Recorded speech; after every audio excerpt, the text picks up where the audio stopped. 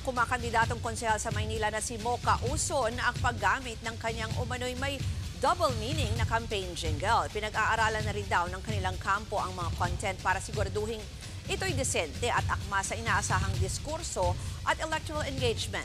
Nauna nang sumulat ang COMELEC na mas gawing direct to the point ang mga mensahe sa pangangampanya.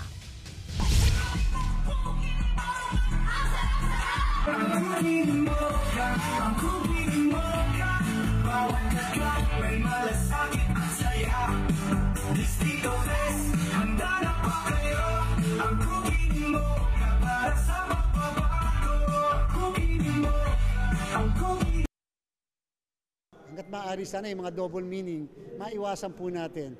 At the same time, yung may pagpalagay natin, bordering on the bastos. Sa iba ay maiwasan natin. Pwede naman pong magandang jingle na hindi naman po ang dating ay parang may bastos na salita sa iba. Samantala, nanindigan ng kumakandidatong kongresista sa Pasig na si Attorney Ayan Sia na wala siyang nilabag na anumang resolusyon ng COMELEC.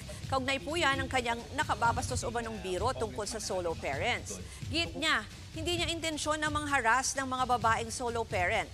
Parte lang daw yan ang pakikipag-usap niya sa kanyang mga nasasakupan at kahit daw tunog bastos ang kanyang mga binitawang biro, sumasailalim pa rin daw yan sa kanyang freedom of speech. 2 show cause orders na ang inihain ng COMELEC laban kay Sia. Pinagpapaliwanag din siya sa umanay body shaming niya sa isa sa kanyang staff. Mga kapatid, ako po si Ruth Cabal. Maging maalam at may pakialam sa mga may init at rumaratsyadang balita sa Frontline Express.